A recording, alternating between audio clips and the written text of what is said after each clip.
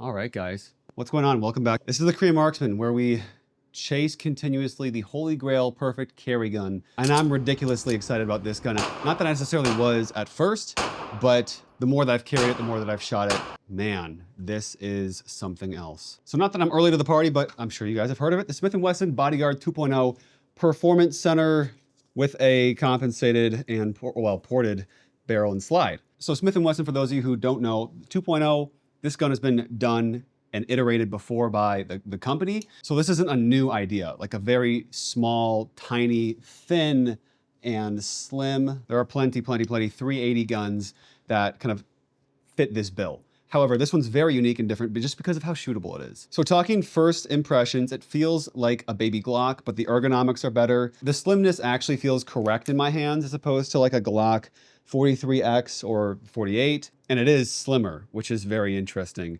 Texture is not an afterthought, so it's well placed. But overall, this thing looks and feels like a toy. And with the first impressions, I was a little bit skeptical and nervous. I had heard a lot of YouTubers saying that this gun's super shootable and fun. But I was like, it cannot be. It cannot be, because a bullet explodes in the chamber of this little plastic toy, and you're gonna have to eat that recoil. So before we dive in and kind of give you my thoughts of the gun, I am excited, so I guess that does spoil a little bit. Want to disclose a few things. This gun's not mine. It was borrowed to me for this kind of review process. It's going back, so you're probably not gonna see a long-term review unless, which it is not out of the question, I picked this gun up for myself. So in addition to the disclosure there, would also like to thank a few supporters of the channel. DK Mags, they're a gun store. They sell NFA items, ammo, guns, everything you could ever need. Use code TKM5 on their website to save 5% off everything except for ammunition, unfortunately. But it's good for everything, straight to your door or your FFL, depending on what you're getting. You can also head on in person, in store in Minnesota if you happen to live in the great state of lakes. Next up, if you do need ammo, Buffalo Creek Ammunition's got you with my code TKM5 to save you 5% off checkout. They've got a lot of ammo selection, so go ahead and let it rip. They'll send their stuff straight to your door. And then last but not least, Eberl Stock. They have bags, EDC gear, hunting stuff. It just rounds out the man stuff here on the channel. You can use code TKM10 to save 10% off on their site. So all of those links you can find in a little bit of like a landing page in that text down below somewhere. Okay, last but not least, Night Court is releasing their EDC 17. Kind of have like a switchblade style for actuating the light. Glass breaker on that little butt. Slim and lightweight, excellent battery life, and great output. Switch to a laser, or you can switch to a blue light, you know, inspect a used mattress perhaps. Okay, now back to the video. I mean, you guys want to know how this thing shoots, so we can talk about that, huh? I was very surprised. First mag through it was slow and controlled, kind of just focusing on getting to understand how the gun was talking to me, how it was feeling. And I have shot 380s before. I've shot like the Ruger LCP. I really wanted to get the Walther PPK. I really wanted to like rent that at the gun store, but they didn't have that on the rental shelves. But I have heard that's a horrible shooting experience. So overall, this did impress me. I only shot ball ammo through it. I didn't have a single malfunction. The only issue was that this firearm was magazine release switched to a lefty. So on the first magazine I shot, first presentation, I eventually actuated that button and the mag kind of dropped. But if you switch it to the correct side that you are handed, that's not gonna be a problem. Another observation that multiple shooters have noticed, and it rang true for me, however, not my friend who shot this gun, which was interesting, is that it was a good bit left. And I just eventually started aiming right, and it would go exactly where I was looking. You could drift the front sight or the rear sight, I suppose. So the really interesting with this gun is the sight tracking, even with the iron sights only, is very straightforward and simple. Despite having a short sight radius, it is very comparable to that of the Bodyguard 2.0 non-performance center. This one does have a longer slide, but keep in mind that you're losing some front sight length, some sight radius extension to that ported barrel and slide.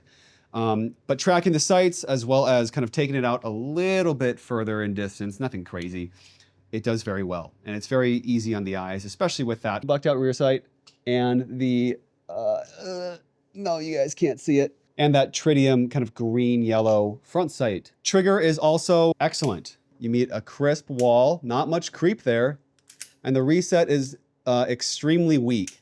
However, that week reset wasn't a con. It wasn't an issue. It was a non-issue, actually.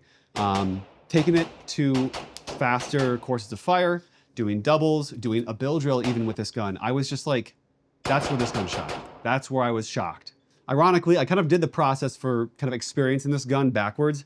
I carried it first for a few weeks, and then finally I shot it, which I would not recommend to you guys. However, there have been rounds put through this gun, so I had a feeling that it was reliable anyways. So with carrying this gun, it's a dream. It's just gone on your body. You don't feel it because it's so lightweight. You kind of forget that you're carrying a gun. At least this is the closest I think you can get. In fact, I mean, this gun is a fantastic contender for, drum roll please, pocket carry. The source that I got this gun for review has a nice little pocket holster. This one's from Muddy River Tactical, set up for a lefty again. So I didn't carry with it, but little pocket holster. If you are gonna pocket carry, make sure you have it in a holster where the trigger guard is contained. And I think if you're a slightly bigger man than I, or you just, you know, maybe wear baggier clothing, which is totally fine, I think this is gonna work really, really nicely for the pocket. For me, I threw it in a tensioned up holster that I had lying around, and it worked. It grabbed the gun, it protected the trigger guard enough to where it wouldn't fall out of the holster if I was doing jumping jacks, burpees, those kind of things, running. So I was confident enough. Not gonna lie, as of late, there have been a few days where I do walk out of the house and I'm like, oh no, I totally forgot a gun. I think this is just gonna have to end up in my arsenal someday. It's the perfect gun for when you don't wanna carry a gun, if that makes sense. You might be making some sort of a compromise with 10 rounds or 12 rounds of 380. However, for like my purposes and likely yours, the environments you go through, the scenarios you find yourself in, and the contexts that you live in, the gun's a gun, and if you're able to shoot fast, quick, accurately, as long as you're leading right, I think that matters a good bit more than if you're running 380 or 9, which is really interesting to say because I've never had a 380 gun before. I've never even considered it really, if I'm being honest. Of course, 9 is going to perform better in terms of penetration, stopping power, wounding ability, but there are better rounds to carry than 9 even. You can really get lost down a rabbit hole of chasing peak performance out of a gun that happens to fit inside of a waistband. And I guess over my journey of concealed carry, that has not really become my focus, and my interest has kind of shifted away from like peak performance, go fast, go hard, more towards just everyday friendly, perhaps slightly elevated, sure, with a lot of the picks that I've chosen in the past on the channel, but something that's just very approachable, friendly, and convenient. I mean, isn't convenience the thing of the year for 2025? And so I think this is probably the smallest I would go in a gun. I don't think I need to go smaller. That's the problem. Like anything smaller, and I'm just losing so much more. The point of diminishing returns, I think, is realized here. Like, okay, maybe I could do with the original Bodyguard that's slightly shorter slide and barrel. This footprint, this length, this grip, everything about it feels like the minimum effective dose for me. And I'm a big fan of that these days. Even outside of the gun world, finding the minimum effective dose in a lot of areas in life is kind of like what I'm looking for right now in this season. So like genuinely, I'm very impressed with this gun. If you guys haven't shot it or shot any other variants of the Bodyguard 2.0, I would highly recommend doing so. It's not that expensive of a gun, if we're being honest here.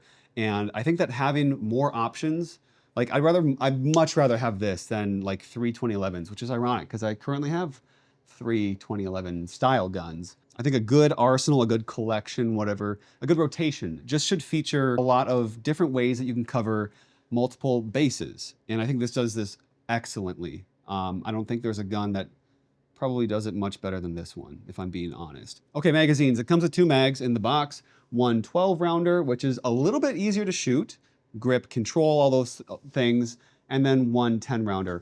Really doesn't make that big of a difference for me. My hand can fit like just about fully, pinkies on there, that's kind of what I count, around the stock grip without that extension.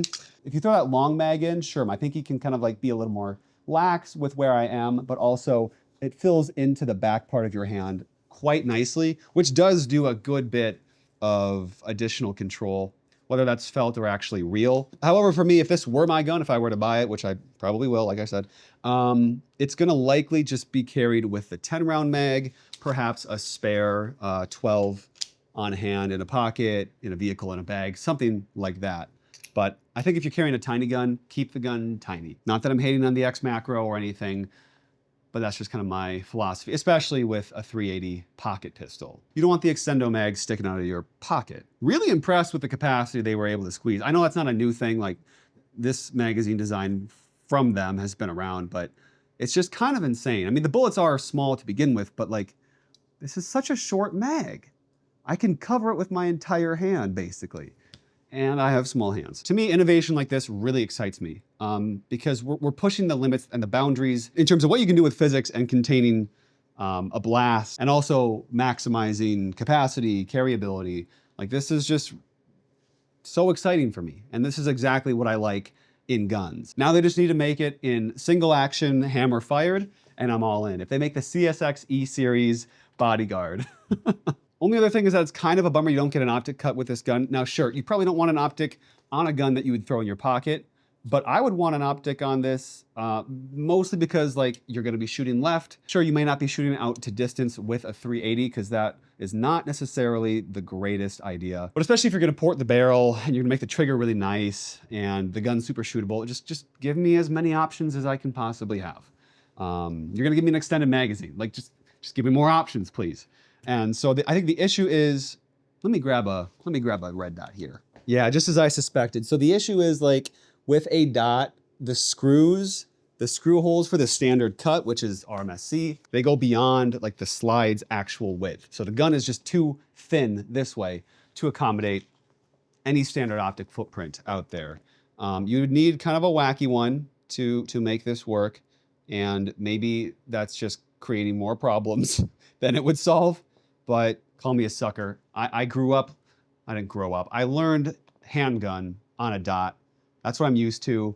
I can accommodate irons. I can shoot them relatively well.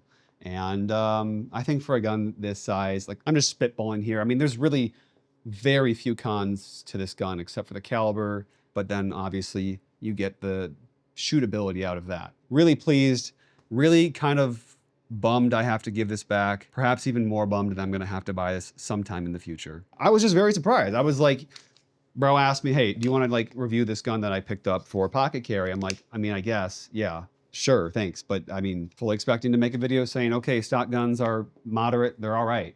And this gun shoots okay. It doesn't malfunction. I didn't expect it to.